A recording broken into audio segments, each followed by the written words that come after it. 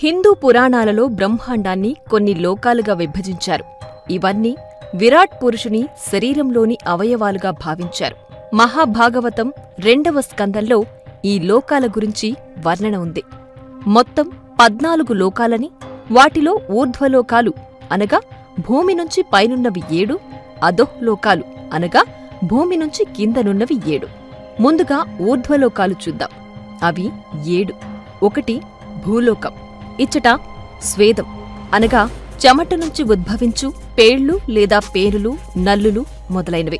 ఉద్భిజాలు అనగా గుడ్డు నుంచి ఉద్భవించు పక్షులు, అలాగే జరాయుజాలు స్త్రీ పశువుల గర్భం నుంచి ఉద్భవించు మానవులు, పశువులు. నీటిలో నివసించే జలచరాలు మొదలైనవి ఉంటాయి. 2వది భువర్లోకము. భూలోకము పైన ఉంటుంది. ఇచ్చట సూర్య, చంద్ర, గ్రహ, నక్షత్రాదులు, అశ్విన్యాది నక్షత్ర సదృప్యాలైన గ్రహరాశులు, సూక్ష్మ శరీరులైన కిన్నెర, కింపురుష, విద్యాధరులు కలరు. సువర్లోకము లేక స్వర్గలోకము. ఇది భువర్లోకము పైన ఉంటుంది. ఇక్కడ అధిష్టాన దేవతలు అగు ఇంద్రాదులు, దిక్పాలకులు, వర్షవాయువులు, ఐశ్వర్యాదులు కలరు. వీరితో పాటు సాధ్యులు, మహర్షులు, గంధర్వులు, అప్సరసులు కలరు. వీరు కామరూపులై భోగాలను అనుభవింతురు. వీరికి వృద్ధాప్యం, శరీర దుర్గంధాదులు ఉండవు. వీరిని క్షుత్పిసలు బాధింపవు. వీరు అయోనిజులు కావున మాతృగర్భవాసం వీరికి ఉండదు. మహర్లోకము. ఇది సువర్లోకము పైన ఉంటుంది. ఇక్కడ దేవతలు తపస్సు చేస్తుంటారు. ఎలా స్వర్గలోకంలోని దేవతలు దివ్య సుఖాలను అనుభవిస్తున్నారో అవన్నీ ఇక్కడ తపస్సు ద్వారా పరిపూర్ణంగా అనుభవిస్తుంటారు. జనోలోకము. ఇది మహర్లోకము పైన ఉంటుంది. దీనిని కొందరు సత్యలోకమని కూడా అంటారు.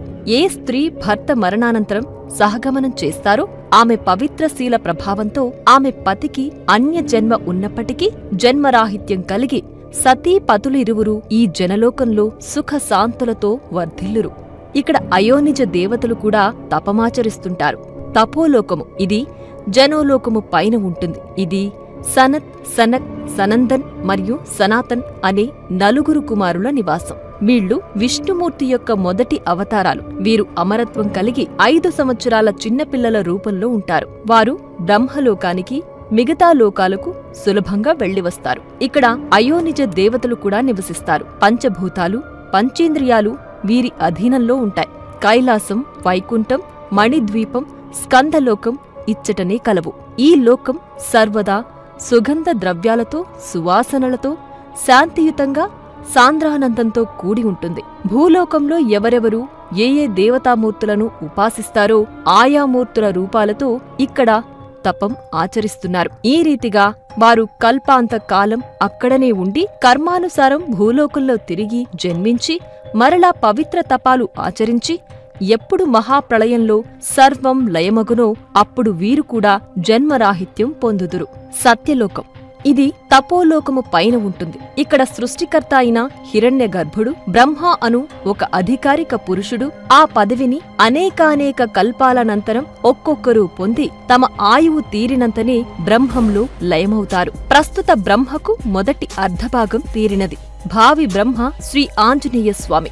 ఈ లోకంలో కూడా అనేక ఉపాసనలు చేసినవారు, వేదాంత విచారకులు, భూలోకంలో ఆత్మజ్ఞానం పొందినవారు, అసంఖ్యాకులగు మహర్షులు వేదాంత విచారణలు కావిస్తుంటారు.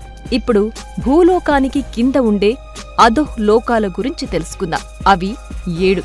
ఇందులో మొదటిది అతలలోకం. ఇది భూలోకానికి క్రింద ఉంటుంది. మయుడి కుమారుడైన బలుడి వినోదస్థానం. వీరు సూక్ష్మ శరీరులు, భౌతిక సుఖలాలసులు కావున అధిక మద సంపన్నులుగా ఉంటారు. వితలలోకం. ఇది అతలలోకం క్రింద ఉంటుంది. ఇక్కడ హటకేశ్వరుడు అనగా శివుడు భవానీ అమ్మవారితో వినోదిస్తుంటాడు. హాటకి నదీ జలాలతో తయారైన సువర్ణంతో అసుర స్త్రీలు అలంకరించుకుంటూ ఉంటారు. సుతలలోకం. ఇది వితలలోకం క్రింద ఉంటుంది. సప్త చిరంజీవులలో ఒకరైన మహాపురుషుడు బలిచక్రవర్తి ఇక్కడే ఉన్నాడు.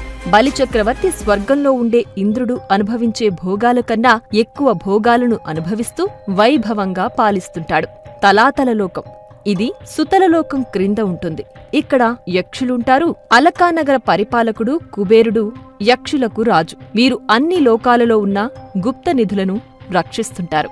మహాతల లోకం, ఇది తలాతల లోకం క్రింద ఉంటుంది. ఇక్కడ క్రతుపుత్రులైన వినత క్రతువులు, కాద్రవేయులు అను సర్పాలు సహస్రాది శిరస్సులతో కూడినవారై మహాబలవంతులై కామరూపధారులై తమ పత్నులతో కూడి ఉన్నారు. రసాతల లోకం, ఇది మహాతల లోకం క్రింద ఉంటుంది. ఈ లోకంలో పరమేశ్వరునితో సంహరించబడిన దానవేంద్రులైన త్రిపురాసురులు, మాయ విద్యలో నేర్పురులైన అసురులు, రాక్షసులు నివసిస్తారు. ఇక్కడ మయుడు రాక్షసులుండే పట్టణాలను నిర్మిస్తుంటాడు. దానవ దైత్యులు, నివాత కవచులు, కాలకీయులు ఉంటారు. వీరంతా మహాసాహసవంతులు. పాతాళలోకం, ఇది రసాతల లోకం క్రింద ఉంటుంది. ఇక్కడ నాగలోకాధిపతి అయిన వాసుకి మొదలు శంఖుడు, కులికుడు, ధనుంజయుడు లాంటి మహానాగులన్నీ గొప్ప గొప్ప మణులతో ప్రకాశిస్తుంటాయి. ఆ పాతాళం అడుగునే ఆదిశేషుడుండేది. 30,000 యోజనాల కైవారంలో చుట్టుకుని ఉంటాడు. ఆదిశేషుడి పడగమీద ఈ భూమండలం అంతా ఒక ఆవగింజంత పరిమాణంలో ఉంటుంది. ప్రళయకాలంలో ఆ ఆదిశేషుడే ఏకాదశ రుద్రులను సృష్టించి సృష్టి అంతా లయమయ్యేలాగా చేస్తుంటాడు. ఈ 7 అధోలోకాలు ఒక్కొక్కటి 10,000 యోజనాల వెడల్పు, అంతే లోతు కలిగి ఉంటాయి. వీటిని బిలస్వర్గాలు అని కూడా అంటారు. ఈ లోకాల్లో కూడా కామ, భోగ, ఐశ్వర్యాలు స్వర్గలోక వాసులకు లభించినట్లే ఇక్కడి వారికి లభిస్తుంటాయి. ఈ లోకాలన్నింటినీ మయుడు నిర్మించాడు. అంతులేని కామభోగాలను నిరంతరం అనుభవిస్తూ ఉండడమే ఈ లోకవాసుల పని. ఊర్ధ్వలోకాల వారికి ఉన్నట్లు ఇక్కడి వారికి మాత్రం సూర్యరశ్మి ఉండదు. అయితే సర్పాల మణులు దేదీప్యంగా కాంతులీనుతూ ఈ లోకాలలో వెలుగును ప్రసరింపజేస్తాయి.